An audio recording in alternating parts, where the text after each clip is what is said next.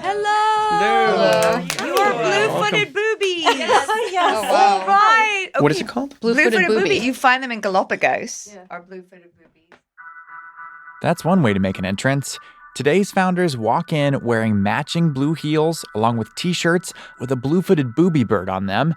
And all this immediately grabs the investors' attention, which is good because they're here to pitch their startup, fittingly named BlueFoot. Today's founders are Ramya Possett and Rachel Lee, who say that BlueFoot is a powerful research tool that allows big companies to keep tabs on their competition, which could be huge because if you're a tech company like Apple, for example, staying 10 steps ahead of Google is a billion-dollar game. Let's see if the investors want to play. From Gimlet, this is The Pitch. I'm Josh Muccio. Today's investors are Sarah Downey. Sarah used to run her own company. Now she's a partner at Accomplice and an angel investor making bets on early-stage startups. Phil Nadell. As a serial entrepreneur, Phil built companies that sold for hundreds of millions of dollars. Now he manages Forefront Venture Partners, one of the largest syndicates on AngelList. Jillian Manis. Jillian is a partner at Structure Capital, where they've invested $98 million so far in high-profile startups like Uber. Michael Hyatt. Michael built and sold 2 software companies for over $500 million, and now he invests for himself. Charles Hudson. Charles started Precursor Ventures, where he's invested $20 million in over 100 startups to date.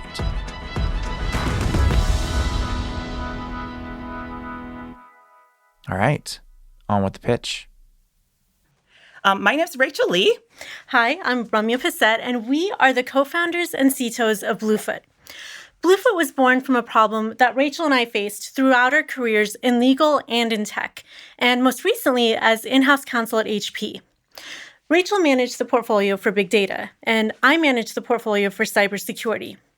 For both of these lines of business, we had to keep track of different competition, and it can be very time-consuming and complex. Companies can spend over $1 million a quarter to get hundreds of reports, Excel spreadsheets, and all this other information. And then internally, they have to take the 10,000 hours of blood, sweat, and tears to try and make sense of all of it. That's why we started BlueFoot. BlueFoot marries Wall Street financial data with technology, products, and patents. So that Ramya could BlueFoot the competitor that she cares about in cybersecurity, and I could BlueFoot my competitors that I want to monitor in big data space. With a click of a button, you could see all of these data on one single dashboard with complete and real-time competitor data. And this software is actually already built. We're launching with a household name in about 3 weeks, and we're here raising $3 million to roll out to 10 more clients. Thank you. So can you be a little more specific here? Because I think if I had a Bloomberg terminal, I can already do this, right? So with a Bloomberg terminal, you can get financial data, but you're not necessarily going to get data about patents or the products. And we actually have a demo if you'd like to see. Please, yes. We are selling to So this is all public companies. data, right, that you're sort of aggregating, correct? And then, okay, let's see the product. Let's see the product, I'm a yeah. little confused. So can everybody see the screen? Yes. Okay, perfect. So this is one of the main pages of BlueFoot. It's called the company intel page. And you can choose the companies that you follow here. So Ramya and Rachel pull up the BlueFoot web product on a laptop to show the investors. The demo page shows companies like Alphabet and Lenovo, and then it has columns with their most recent financial, product, patent, and M&A data. And there's a trend line for each showing how that activity has changed over the past 3 years. It's all meant to help companies see what technologies the competition is betting on years before that tech even sees the light of day. Can you get a little bit more into the data sources that you're aggregating for maybe each of these categories? So we are partnering with 2 main data providers. One is one of the Wall Street data provider. We're getting their data, and they're mostly revenue data. And we're working with another data provider provides patent data. So we have revenue share model with them. So we're bringing those 2 data. Right? What does the rev share look like with them? that's actually confidential, but it's, I mean, we're lawyers and we're pretty happy with how we negotiated. So then talk to us about the revenue. What do you think the next 12 months are going to look like for your business?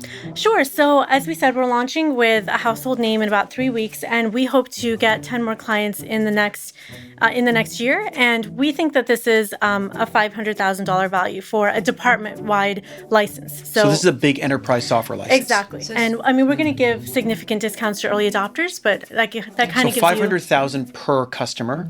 Per department. per department. Per department per year. Yes. So a typical, your 10 clients that you think you're going to sign, how much revenue does that represent? So the discounts that we give per client is based on negotiation and again under NDA. But I mean, we do plan for early adopters to give significant discounts. But we do think that it's going to be revenue that's over $1 million a year. So you don't have to tell us, okay, who that next customer is, but you do have to provide us some sort of understanding of the unit economics here. Sure. Because for me, 500,000 per department, that's a very big lift, okay, for any enterprise, for anyone. And so can you walk us through a little bit about, as you're saying, the discount and how you really think that you're going to be able to sell more than one department? So our first go-to-market strategy is, of course, the patent department. So we're going to do direct sales. The 10 customers that we're talking about for next year will be leveraging our personal networks in these enterprise companies. And then we're thinking around 50 to even 60% discount for these early adopters next year. So when you're talking about 15 to 60% discount, 50% discount off of 500,000, which is what you think that you can get for this? Yes, and we've had conversations. So when we started this process, we started with our market fit validation process, and we've also started validating price point as well. So, Do you have anybody willing to pay you $500,000 right now? we have people willing to pay over 200 right now. So, because I mean, for early adopters, adapting new system is we know that it's going to be hard sell for at $500,000, right? Yeah. Are you the salespeople? Like, can you explain? Is there roles. the broader team besides the two of you, and who's actually selling? Because it does sound like to build an enterprise sales model, you need to have a machine, and that's a really complicated, in-depth thing. So, I mean, so much of this is dependent on those sales. So, can you talk more about that? So right now we are the two salespeople, right? And we have our just team structure wise, right? We have our development team from Ukraine, great. Eastern They're Europe. great. Yeah, they're great. love There are them. 10 people I working bet. for us. And what about this sales role? Yeah, so I wanted to ask. Do you have background experience in sales? Are either you one of bringing on a salesperson with this round? yes, we are. We're bringing on a salesperson. So as Rachel mentioned, our go-to-market strategy starts with IP departments, but where we also see major need from our market fit validation is M&A teams. And it's surprising how much of this can be kind of word of mouth. Like, I went to business school with someone who's got this, or I saw this news article or Absolutely. whatever. And more and more C-suites want to be data-driven. Tell me about the competitive landscape. Is there anybody doing this? Because I think I've there's seen one. a number of Yeah. companies providing very similar services, but aggregating a lot more data sources and normalizing all the data into what seems to be a much more robust platform. So we have a number of competitors in the kind of financial data analytics side, and we have a lot of competitors in patent analytics side. Based on our research, there's no one company or no one platform that brings them together. So I think that's our differentiator, bringing technology data into financial data. So marrying the Wall Street data with technology. But couldn't that be done by anybody who's already has half of this built or 80% of it built, so they can just add that onto it? So patent data to, like, for instance, mapping patent data to industry, and so that it makes sense how that maps to revenue is extremely hard process. We have built machine learning algorithm that keeps getting better. So what we did, we push a lot of good quality training data that enables, after machine reads a patent and understand how it's mapped to these industry is the key critical part of it. And to build that, it's going to take time, right? So that's the portion that will be difficult for other competitors to catch up with. A lot of the major companies that actually just have manpower doing it, right? We talked to somebody at a major tech company a couple of weeks ago, and they were saying it takes them 3 weeks of one full-time person to map one company's patents for 1 year into industries. And then next year they have to redo the same thing, 3 full weeks of one person full-time. And if there was something out there doing this, I mean, these are companies that spend resources on competitive intelligence information. According to Ramya and Rachel, BlueFoot's secret sauce is the way it uses the sources to compare companies, and that it's done with a little good old-fashioned ML, aka machine learning. And the investors, they seem to get it, even if they're skeptical about how much Ramya and Rachel are charging for it. But when we come back, they'll hear a different number, one that sends shockwaves through the room. That's a terrifically high number for a company with that. Like, with respect, this pitch is either completely useless or it's not.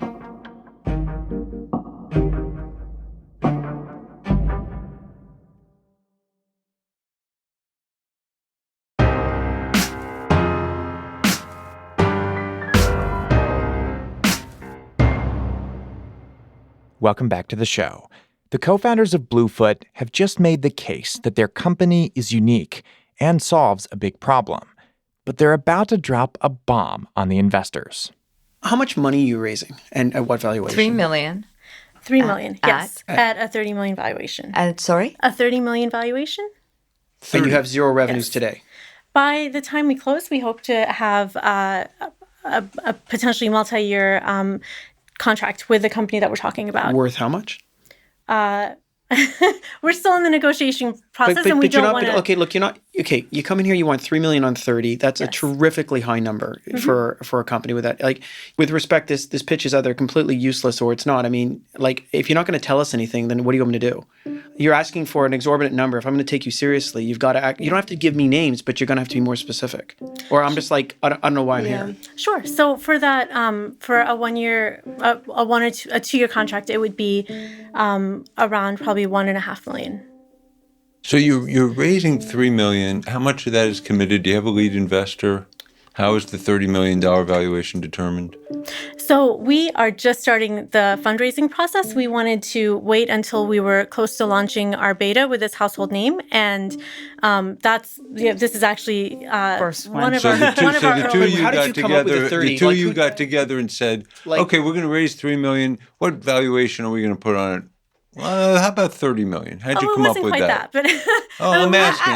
I'm not judging. I'm asking how you came up with $30 million. So we actually talked to, we've been getting a lot of feedback and mentoring from VCs and other serial entrepreneurs that we knew, and they basically said, take the amount that you're looking for, and then, that's 10% or 15% of how much you want to raise, right? Like, that's normally if you're looking to raise a seed, just kind of go with that calculation. And we also... So this is not an A round. This is your seed round at 30 million pre. Mm-hmm. We do recognize to some extent it is a little pie in the sky, but if you don't, we are willing to negotiate on things like valuation. And secondly, there are some things that we take into account, right? For SaaS enterprise companies, we have looked at kind of the multiples for valuation. And while we don't have revenue now, we think that if we can get these 10 licenses by the end of that 18-month run rate of the $3 million, we will be... Okay, so stop. Okay, Sure. so stop. So you would like us to pay for something that could come in 18 months from now? I think you pay for the potential of being... Think. What you should be doing is de-risking the investment. You're first-time entrepreneurs. I assume either of you haven't sold companies for hundreds of millions? No. Okay, is this your first time This is doing our this? first one. venture, Okay, yes. so let's talk about that. So if you were a multi-exit entrepreneur and you were a name brand and stuff like that, I think all of us would say, oh, you're going back in again? We would probably give you money no matter what the idea is because we're betting on the person. Right. But that's not the situation here. Let me give you just you didn't ask for this advice, but let me just give it to you. If I were you, I'd take a look at this product with respect. It's okay. I mean, it's missing a lot. I mean, you're aggregating a lot of public data. Maybe you got some machine learning, but so does everybody. And you're not inventing that. You're bringing it together. It's not like it's giving me actionable intelligence. You got your first version. I know in a year from now, it's going to be a highly advanced AI robot that's going to tell me all these great things, but it's not now. So I think you need to step back and rethink your entire plan here. I mean, I think you got a gestalt of something, but you guys are so out of the ballpark on what you should be asking for, what you should be doing. So we should be, first of all, thank you for that. We actually do appreciate the advice, and we love any other feedback or advice that you guys have. The demo that we showed you is a very pared back version of what we're actually putting in our beta launch. In our beta launch, you can actually take a deep dive into each of these companies, see the industries that they play in, see trends over time for these 4 categories, and see a lot more information. And it actually does have actionable intelligence. We just are, with our dev version, we're always a little nervous about showing a dev version just because there's some, we're still in development. But we do understand, where you're coming from. And I think for us, we're just starting out on our journey of fundraising for the seed. How interested would you be at raising $1 million at like $6 million? So we actually have raised a family and friends round, which is that was one of the questions. Yes. So we actually ended up giving shares out for the family and friends round at a $4 million valuation. So when did you do that? When did you close that? September. So 5 minutes ago. Yeah. Your company was worth $4 million, and now what's the $26 million difference? So we think that we'd like to close the seed round around January or February after we've actually signed a contract with the company that we're going to be launching with. And by then, we hope to have at least 3 other major household names as beta users that are on the road to getting signed licenses and contracts. And then at that point, we think the valuation is more worth it. Right now, I totally agree. We're pre-revenue and we haven't launched a beta, but I wanted to jump in here. I mean, we do a lot of enterprise software investing at my firm, and the bigger the ticket, the more important I think it is to have somebody early on who understands the go-to-market. Mm-hmm. And then you go to market, it's a couple things. It's understanding the price, sort of the why of the price. And I'm struggling to understand why $500K is the right price for this product. Who buys it and why? Mm-hmm. And personally, I've just found when you have a wide valuation gap between expectations on both sides, I personally have never been successful at closing gaps that are bigger than about 50%. It requires too much movement from one party, probably to a place where either I'd be uncomfortable or you'd be uncomfortable. So for me, this one's a pass, and I'm struggling because I feel like there's a nugget of an idea here, and it just didn't land for me. Okay. But sure, and if it can help to clarify on the pricing. So what we've heard on the enterprise SaaS side, right? You need to show if you can save more than 3x from what the current process is, then your pricing is reasonable, right? Like if it's is that not good? No, I know your sale price is wrong. Your valuation price is wrong. Your expectations on timeline is wrong. Like I've sold to over 1,000 large companies. I have over 100 sales reps. I've been in this land my entire career. I mean, you're getting some really bad advice, and it's like you've gone to a grocery store starving and just going like crazy there. Like your numbers just don't make any sense. And the thing is, what I don't like about this is that I so agree with Charles. Like, I like you too, actually, and I like what you're doing. And as a nugget, if you just had a reasonable valuation and a reasonable expectation, I got to tell you, I think I would invest in this. So for me, I'm going to pass, but I'm annoyed because I kind of wanted to invest, but it's so far off the mark for me. And do you mind if I ask you, what do you think is a reasonable valuation right now? $6 million. Okay. Best. Okay. So I really believe that the two of you have identified an area that you believe is a real need in the market, because you've lived it. But the issue I have is that I don't think you have the team. There's no sales team yet in place. And I have seen similar products that are providing the same sort of solution. But then, as we've all mentioned, the showstopper for me is that valuation. Knowing where you are today and hearing 30 million, that's a showstopper. So I'm going to pass. Well, again, thank you for the feedback. We appreciate it. So from my perspective, I mean, I love seeing two female founders who are technical. I mean, that's badass. Like, more power to you. The fact that you're lawyers who are not doing that anymore. I am a lawyer who's not doing it anymore. Congratulations. I think that you made it out. you made the right choice. So I love that. I love that you're super confident. You know, I think I'm not going to harp on valuation because everybody's done that. And the other thing is, you struck me as a little bit cagey around answers to basic questions that investors are going to need. You know, like, sometimes we get pitches from people who say, please sign this NDA before you look at this deck. And I think the reality is, we see this stuff all the time. You should be able to communicate the basic things that we're going to need to know to make this decision. So for all those reasons, it's a pass for me. The two of you are so sharp. You have accomplished so much, okay? It is clear that you're the type of people that we want to invest in. And by the way, you're absolutely right. To find two women engineers, it's like, just fantastic. Now, I think you're realizing that you cannot do this at the 30 million. It's not that you can't, it's that you shouldn't, because you're really going to want to create a trust and a relationship with the first investors in this, okay? And you're wanting to say, this is a win-win. We're excited, and we want you to be as excited as we are, okay? It's very interesting that you did a $4 million valuation. Why not just fill up that round at like a 4 or 5, okay? And let us all have a little toehold. Let us have a little step in. If we're willing to do that now, are you guys invested to say, come help us fill out that round? At a 5? At a 5, yes. Would any of you reconsider it at that kind of Well, coming off valuation? a $30 million valuation seems like such a great deal. Wow, I can get in at 5. Was that your was a tactic? good setup. Is that your tactic? Well, cut your valuation 90%. You set us up great. That was nice. That was some brilliant pitch I've ever Today seen. only 85% off. Actually, Love that's it. true. Take Today two. only. Today only. No, but we are Exploding open to offer. feedback. I'll We take 2. we hear what you guys say. We know right now we aren't worth 30 million. We're looking at, once we have ideally a multi-year contract, 3 or 4 major companies in the pipeline. Maybe we are. Maybe we're not then. But at least it's a starting point for negotiation. But today, coming to talk to you guys, you're 100% right, and we take that feedback. The investors kind of laugh about the valuation fire sale, but no one takes the bait and goes in. Okay. Thank you. Thank you very much. Thank you. Thank you. Thank you all. Thank you.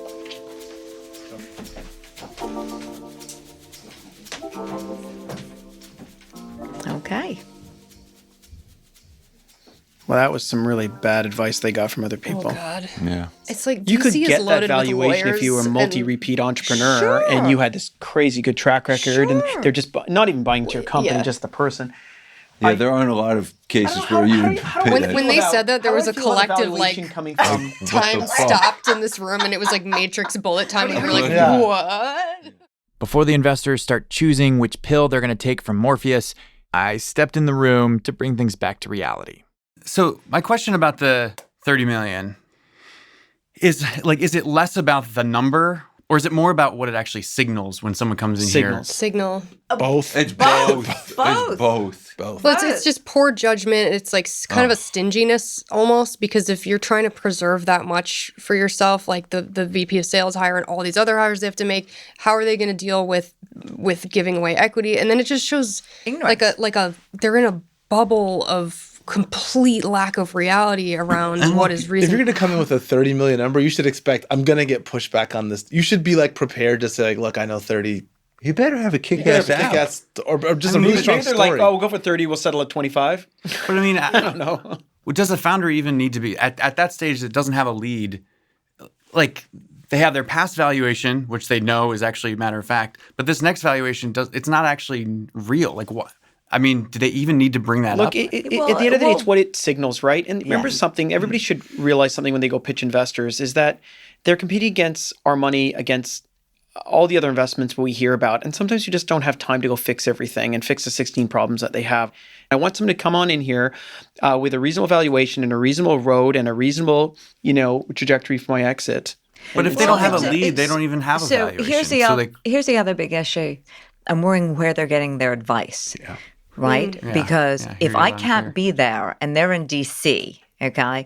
And they kept saying, we've talked to many people. I'm thinking to myself, who the heck are they talking? Who are those many people they're talking to? Many And people. how many other, nuggets of it, quote unquote, advice. What other bad advice have they heard? That is, Yeah. that is coming down the pike.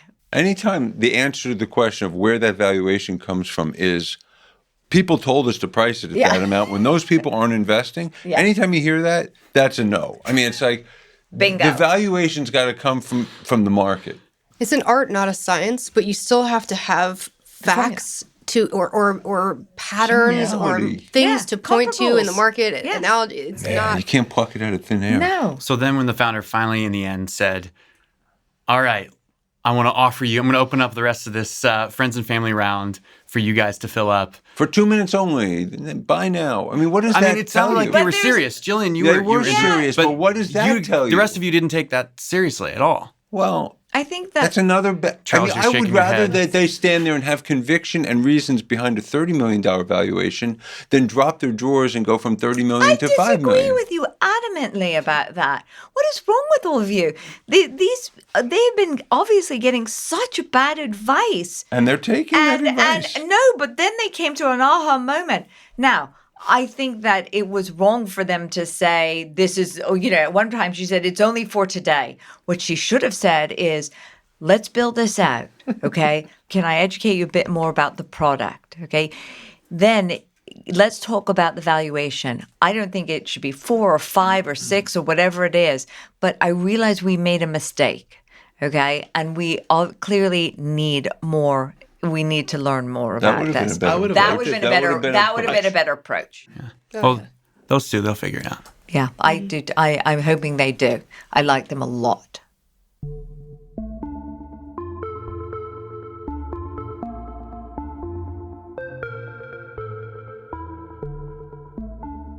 About 5 months pass, and then we reached out to Ramya and Rachel to find out what they were up to and how things were going with BlueFoot. But after a few emails back and forth, trying to arrange a time to talk, they went silent on us. Emails, text, phone, no response whatsoever. But by all appearances, including a few conversations we had with some outside investors, the company is still around. So we decided to get back with one of our investors, Sarah Downey, to see if she had any insight into why what happened in the room was such a big deal. And actually, Sarah says she thinks about that pitch pretty often. So they gave us T-shirts after that. And I remember, I love that T-shirt, actually. It's like super comfortable and I sleep in it all the time. Really? Yeah. So I think of them regularly as I'm sleeping in their branded T-shirt. And the thing I think about is how absurd that $30 million valuation was. Like, it was so absurd and so high. It was like, I was just completely struck by that. And so sometimes I sit or I am in this T-shirt and I wonder what happened to them. Because that $30 million ask was so big and so crazy that I can see a world where they're embarrassed by that because they're first-time founders. Yeah. They were lawyers, so they weren't really from the startup world. They're in DC, which can be a little bit insular around this stuff. Clearly, they were getting advice that was bad. I don't want to be overly critical because as a startup founder, you're supposed to know everything and you go in knowing virtually nothing. Yeah. There's just so much you're expected to do and be good at. But something as big as what do you value the company at is major. And, it could be a classic case of this is embarrassing and we don't want to revisit this. Yeah. That's understandable, I guess. Yeah. But what's weird, though, I did hear from other investors that they went ahead and lowered the valuation. So, it sounds like they learned from it. And so I guess I wish they would just say, yeah, we learned from it. We made a mistake and, we're moving on. Yeah. And here's where our expectations were and here's where reality is. And, we've adjusted. That would be awesome. That would be awesome because it's like one of the things that we look for as investors is a grittiness and a willingness to learn. Because you will not have all the answers. Therefore, what happens when you get it wrong? Can you quickly get back on your feet? That's what we care about more than do you have the right answer to begin with. And actually, if I recall correctly, we ended that pitch with them and they said, oh, you know what? Sorry, we were way off. How about 4 million? Yep. Was it? I think it was 4? 6. Actually, it was 5. it was like, oh geez, like what just cost us such a cliff of value in 5 minutes. So coachability is good and learning is good, but I remember even in that pitch, going from 30 to 6 is such a big gap that you're like, whoa, that doesn't show good judgment either. Like what shows good judgment is we marinated on this, we thought about it, we really took stock of what we've built, but just like be thoughtful about it and come up with something that you believe in. Yeah. Because that 30 million felt like, hey, we talked to some people and they said this number and here it is. Yeah. So why is that a bad thing? Like, isn't it a good thing for a founder if they can own more of the company? Doesn't that mean they're more incentivized to grow the company? Well, it means it can be bad in a couple ways, because if you come out of the gate saying this thing is worth $30 million, then you have to create value to increase that over the next 12 to 18 months when you go out and fundraise again. Oh, so like on the next round, like it has to be higher or you're going to run into problems. Like Yeah. you can't just raise again at 30 million a year from now. No, but by putting it super high, it also makes it difficult for investors to get a significant chunk where we are invested mentally. You know, like if I was going to put $2 million on a $30 million valuation, like I'm not getting a significant ownership piece of that. So yeah, you want the founders to have enough ownership where they feel motivated and committed to this. But at the same time, the investors need that too. And so like this is a pre-seed level company in terms of number of people and product development, and yet they're asking for seed or more valuations. Like there's Series A companies that have that valuations. It's just not an alignment at all. So, like, what do we learn from all this? Like, what can we take away? Oh man, I guess that we want you to win. Like everybody's rooting for you. You know, it's not that people are against you. I think you have a really good investor is a partner. They're not an enemy. It's a relationship where both parties win if the company does well. And when things are going badly in a company is often the time when you need to be the most transparent, because we're here to help you through that. We've seen a lot of companies, we have pattern matching around crises, frankly. And if you just come in and you're like, hey, no, arm's length, everything's good, you know, and you don't trust us to help you in those situations, it's just not a good relationship. Yep. And it doesn't do anybody a service, including the company. And again, we're both here to see this thing win.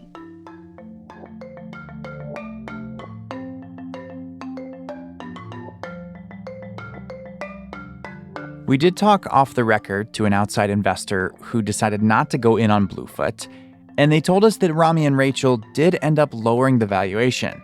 We also heard that BlueFoot has signed on a couple customers, but we weren't able to confirm any of that. And while it's disappointing that the founders wouldn't talk to us, I still think there's a lot to learn from this pitch. Because it's true that valuation isn't a science. And maybe in this case, one piece of bad advice torpedoed the whole pitch. And like Sarah said, as a founder, you're expected to know all this stuff. But sometimes the only way to figure it out is to make a mistake. Or you listen to the podcast about somebody else making that mistake.